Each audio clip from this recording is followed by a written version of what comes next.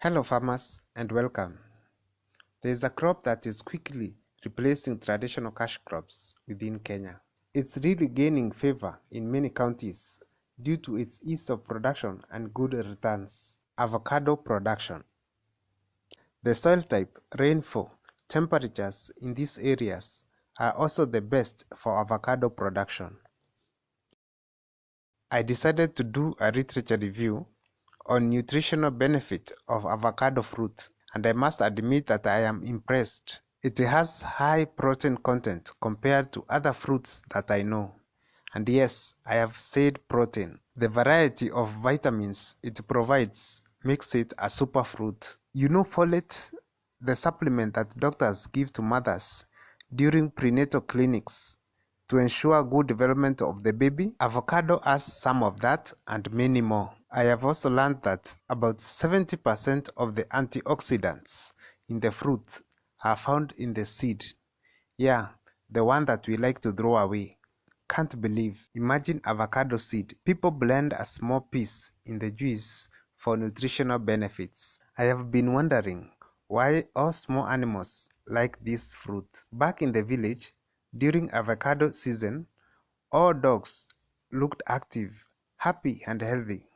I wonder why. I know I am starting to sound like those insurance brokers, but I'm not selling any difficult product. I want you to go and look it up. The amazing works of God in nature's pharmacy. Now let's identify the main export varieties in Kenya.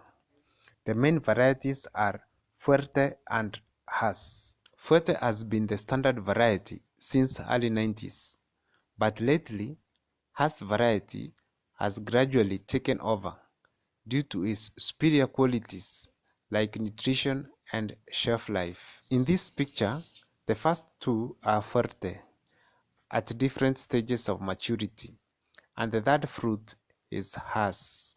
Just by the look, Fuerte has smooth skin with some yellow spots. On the other hand, Hass has rough, dark green skin. If you split the Hass avocado, you get to appreciate the strong, tough skin. And now I'll discuss about the establishment of the tree. Out of curiosity, I have once planted the seed directly from the Hass fruit. The seed grew to a tall tree and produced some fruits similar to the original Hass, but of poor quality. Every fruit in that tree had its own shape. Shape doesn't matter for my consumption, but it matters a lot for international markets.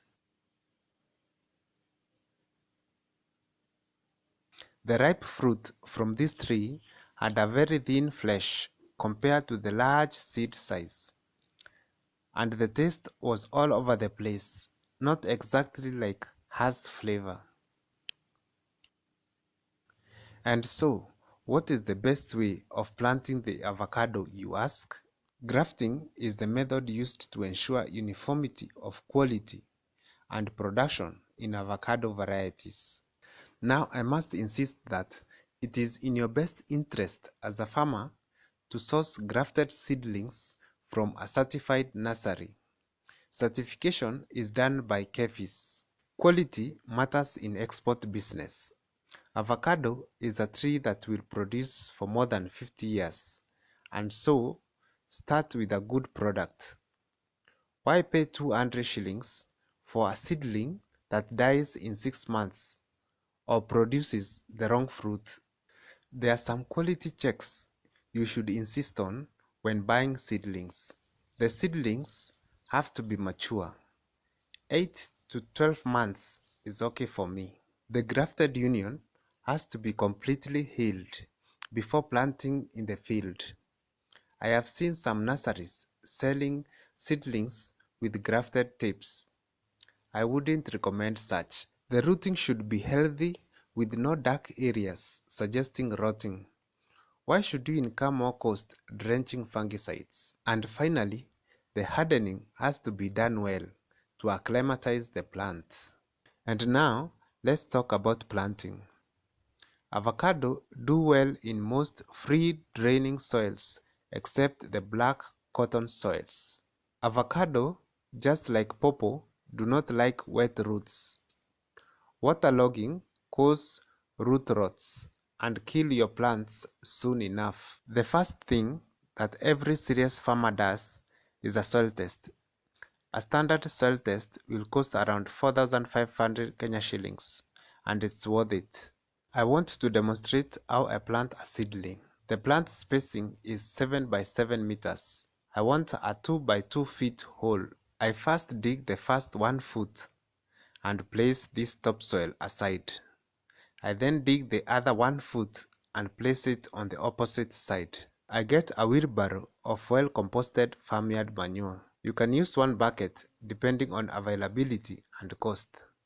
Just don't ignore manure. At this point, you can add some planting fertilizer like DAP or NPK or triphosphate, depending on your soil test results. You may add some lime at this point too. Mix the soil, manure, and the fertilizer well using a spade. Then backfill the mixture into the hole. The mixture should fill the hole and excess should form a slight bump on the top. This is perfect. The other subsoil can be spread around the planting hole. After this, make a hole on the bump and set the seedling in place. Cover it to the original level of the soil on the seedling. Do not compact with your feet. Apply some light mulch and then water. You can now install a support stick to avoid the wind breaking the grafting union. And that's it. Please note that we want to plant like this, not like this. The plant does not like waterlogging. Let's talk about the general plant management. In drought situation, controlled irrigation is recommended. If the tree is left unpruned, it can grow very tall, like over 20 meters. Check out this Fuerte.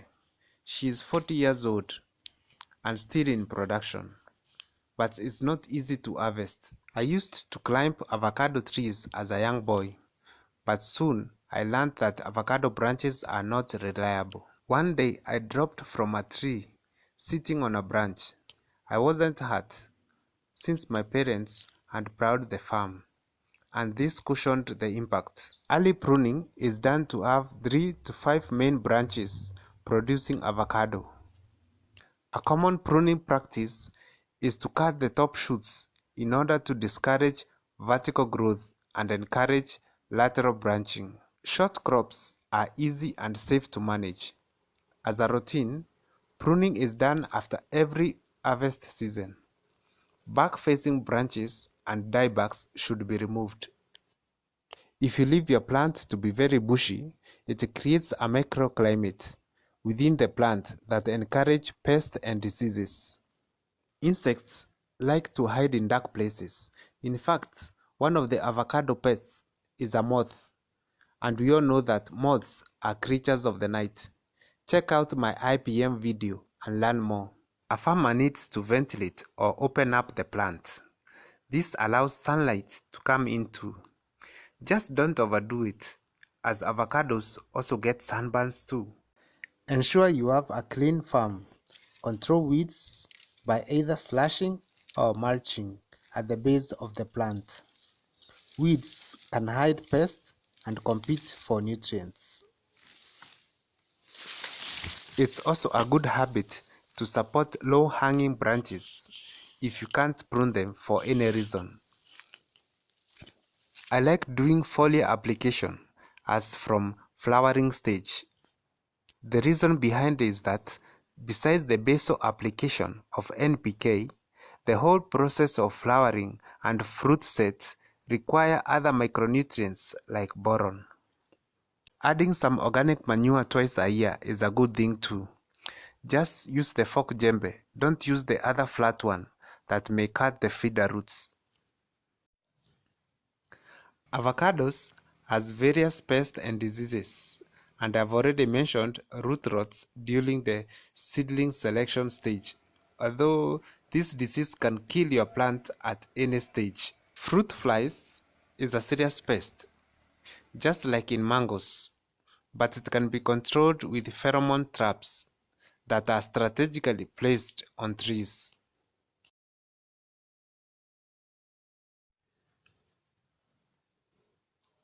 So, how do you tell a fruit is mature?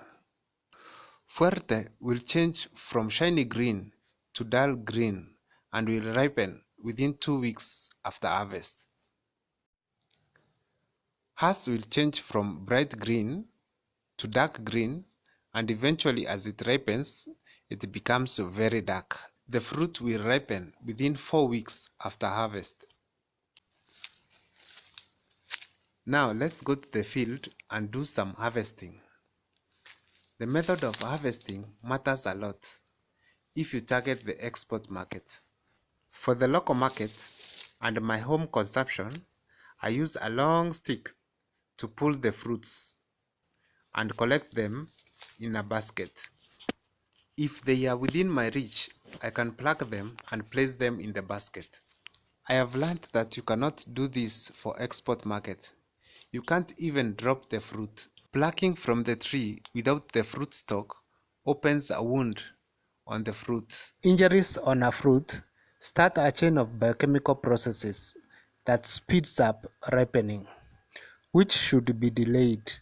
I have also noted that the fruits with wounds will mostly start rotting inwards, but the one harvested with a fruit stalk will not. So if you're harvesting for export market, one needs a pair of clean secateurs or clippers, depending on how you call them. I will need both hands to demonstrate this. Let me first hold the phone with my mouth. You have to ensure a part of the fruit stalk remains on the fruit. The fruits are placed in a clean plastic crate, never on the soil. The kind used to harvest vegetables in the farm. The crates are placed in a sheltered, cool place or covered with some banana leaves to avoid direct sunlight. Someday I think I should make a video on certification standards, value addition, freezing, waxing, and grading of avocados. I hope you have learned something today, as I have enjoyed myself. A great African farmer once said, "You cannot shoot videos on an empty belly." And I think it's my favorite time of the day. Please remember to like, share, and subscribe. Thank you for watching. See you in the next video, and God bless you.